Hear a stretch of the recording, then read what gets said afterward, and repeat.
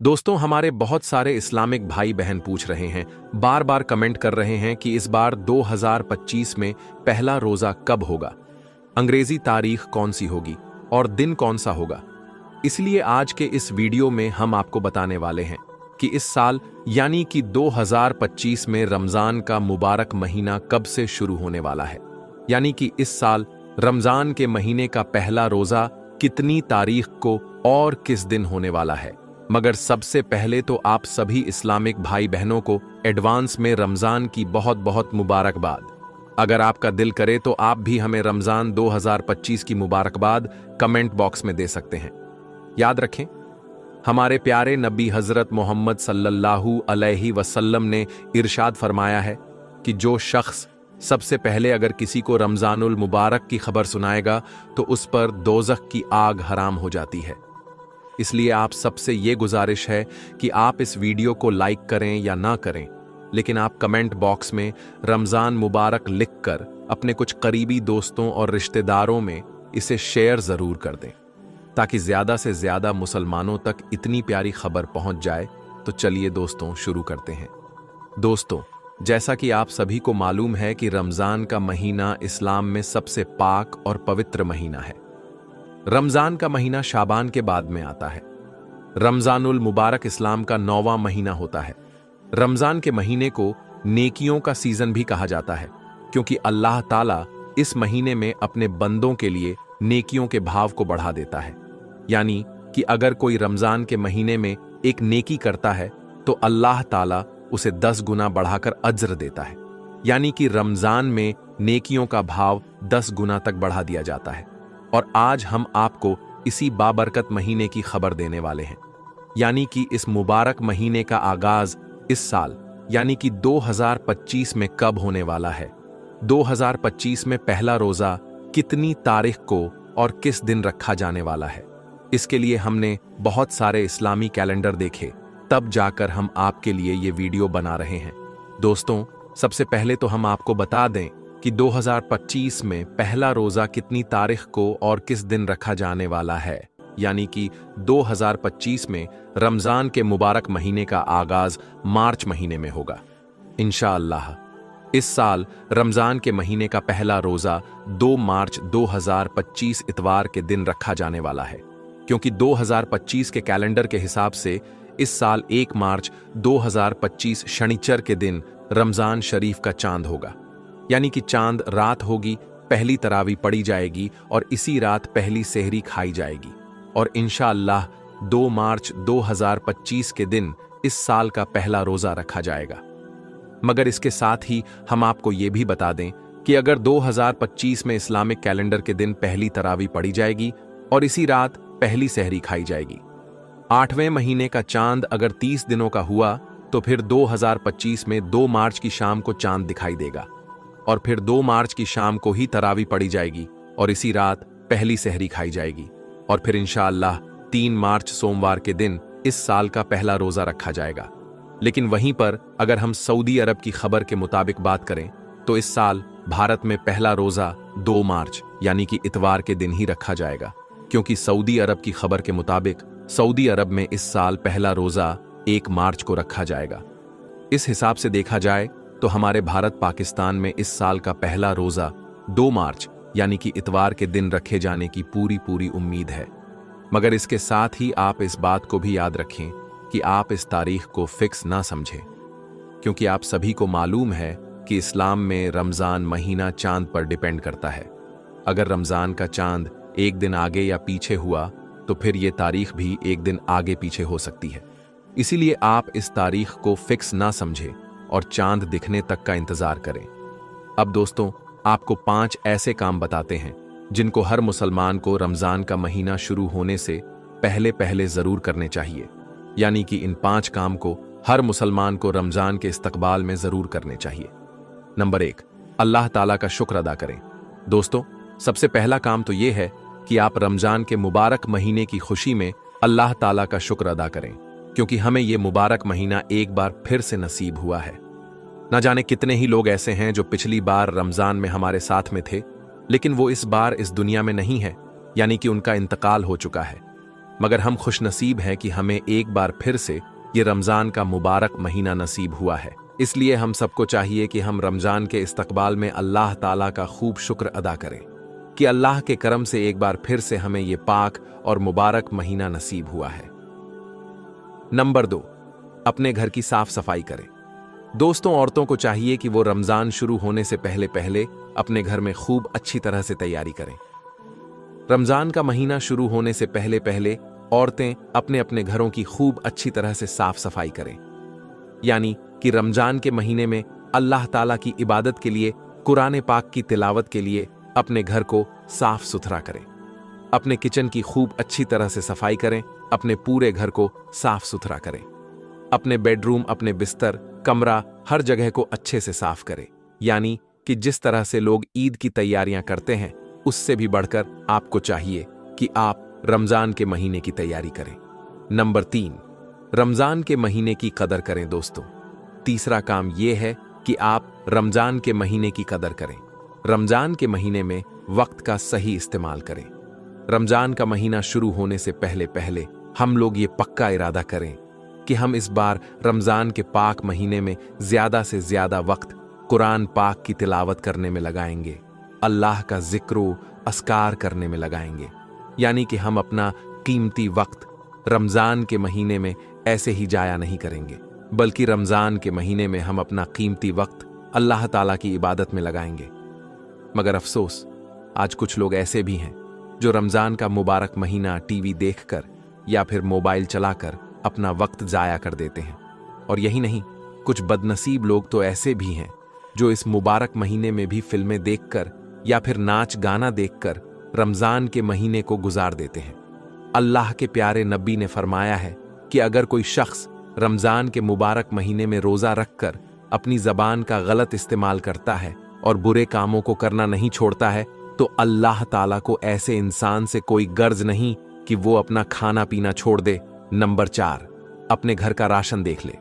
दोस्तों, रमज़ान का महीना शुरू होने से पहले पहले औरतों को चाहिए कि वो अपने घर के राशन को खूब अच्छी तरह से चेक कर ले, यानी कि रमज़ान शुरू होने से पहले पहले औरतें ये देख ले कि उनको रमज़ान के महीने में क्या क्या चीज़ चाहिए, सहरी के लिए क्या क्या चाहिए, इफ्तारी के लिए क्या चीज़ चाहिए, उनको कितनी ज़कात देनी है, कितना सदका देना है, घर में कितनी कुरान पाक लानी है। इस तरह से इस बार आप रमज़ान के महीने में जो भी काम करने वाले हैं उनके बारे में आप खूब अच्छी तरह से सोच लें। रमज़ान शुरू होने से पहले पहले आप उनकी तैयारी कर लें। और नंबर 5, खूब तौबा इस्तगफार करें।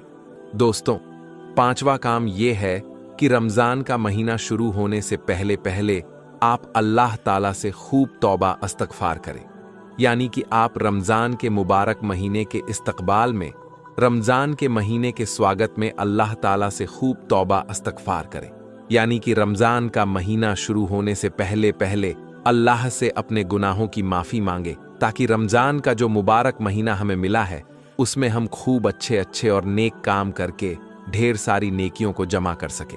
क्योंकि जैसे रमज़ान का महीना करीब आता था तो हमारे प्यारे नबी हज़रत मोहम्मद सल्लल्लाहु अलैहि वसल्लम रमज़ान के मुबारक महीने की तैयारियों में लग जाते थे। गरीबों में सदका खैरात करते थे। हर तरह की इबादती तैयारी आप और सहाबा इकराम की होती थी।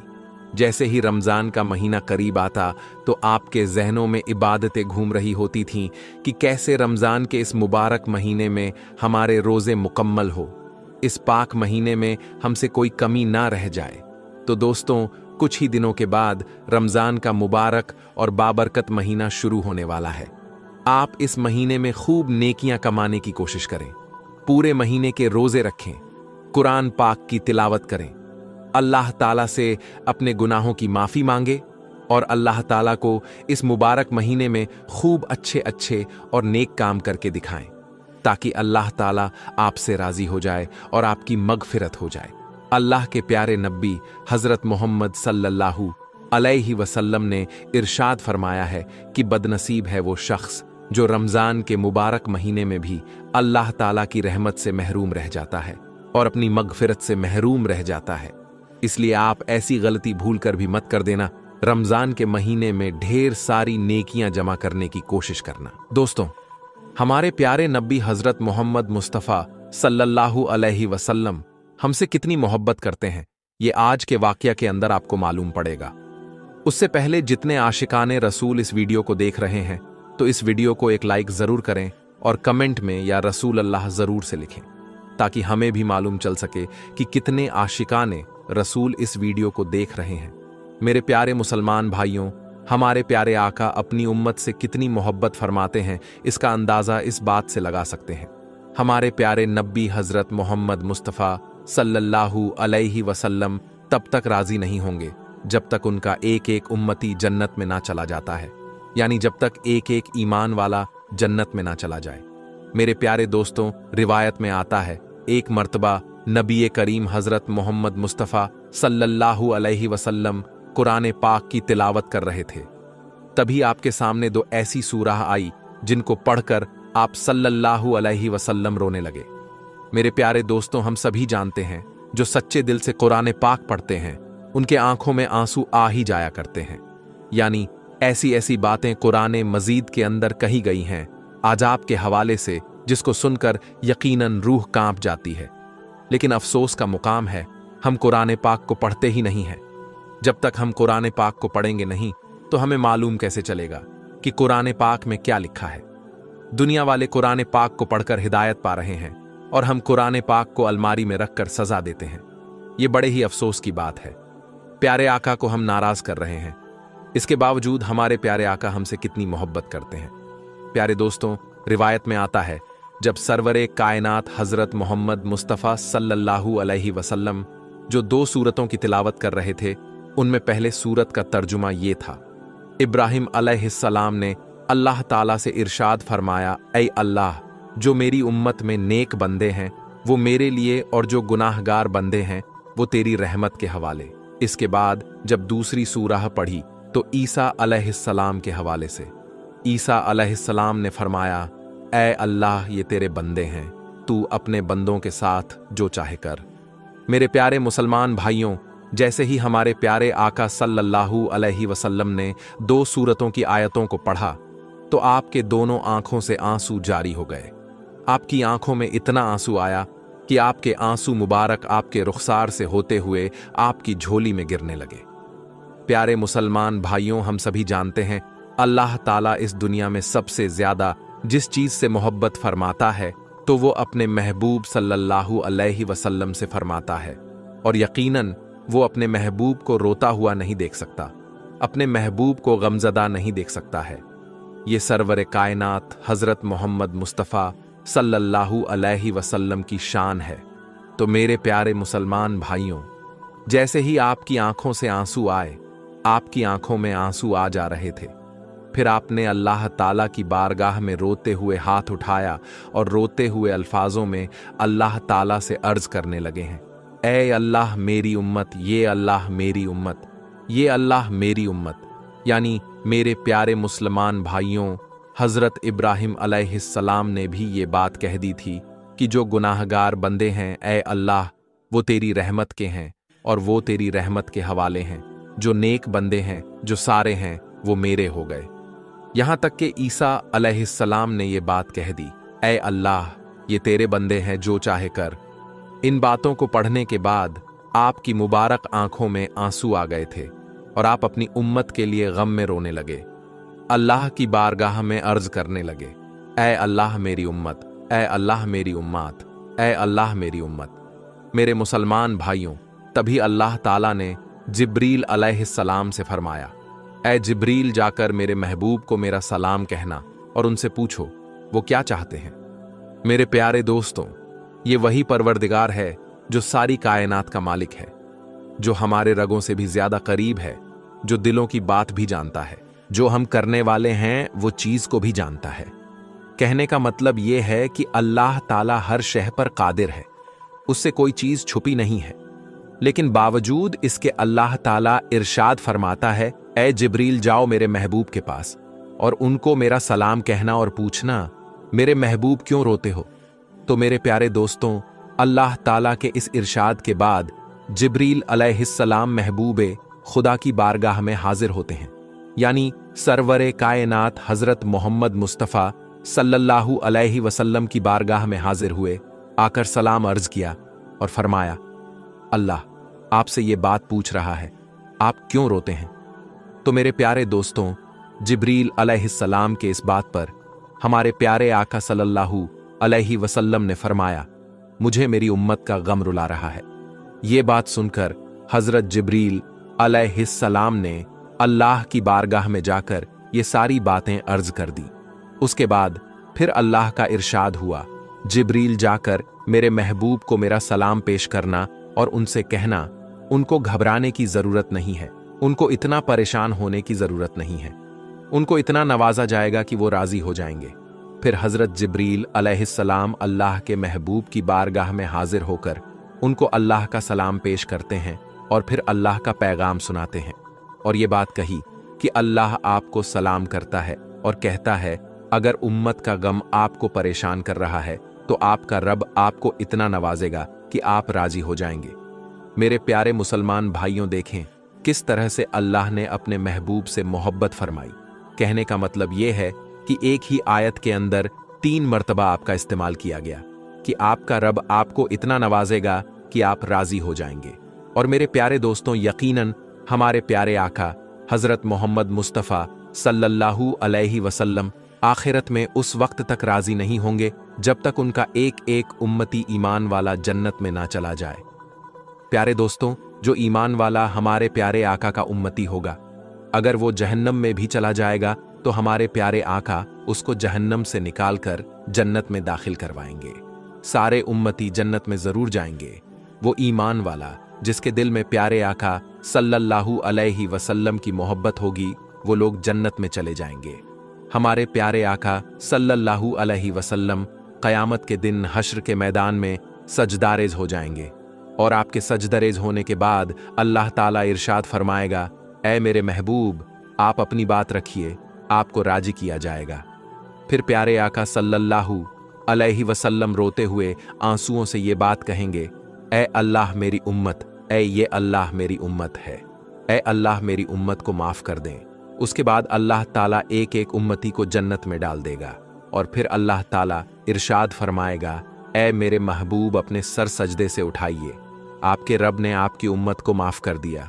उसके बाद अल्लाह ताला इरशाद फरमाएगा, ऐ मेरे महबूब, अब तो राजी होना। और फिर उसके बाद प्यारे आका सल्लल्लाहु अलैहि वसल्लम फरमाएंगे, ऐ अल्लाह मैं राजी हो गया। मेरे प्यारे दोस्तों, ये है मेरे आका की शान और उनकी मोहब्बत। लेकिन आज हम अपने उसी आका को नाराज करते हैं। अफसोस का मुकाम है, अफसोस की बात है जो बुग़्ज़ रखते हैं, आका से जो नफरत करते हैं, आका से और आका में ऐब ढूंढते हैं। जिन्हें अल्लाह ताला ने पाक कर दिया हर ऐब से, उनके अंदर ऐब ढूंढने की कोशिश करते हैं। दोस्तों, उन लोगों के लिए बड़े अफसोस की बात है जिन्हें अल्लाह ताला आप कहकर पुकार रहा है, लोग उन्हें तू मैं कहकर पुकारते हैं। प्यारे दोस्तों, सभी लोग अल्लाह ताला को राजी करने में लगे हुए हैं, लेकिन हश्र के दिन अल्लाह ताला अपने महबूब को राजी करने में लगा रहेगा। सुभान अल्लाह। दोस्तों, ये वीडियो आपको कैसी लगी कमेंट करके हमको ज़रूर बताएं और इस वीडियो को दूसरों तक भी शेयर कर दें। आज की इस वीडियो में बस इतना ही। हम मिलेंगे आपको अगली वीडियो में, तब तक के लिए अल्लाह हाफिज।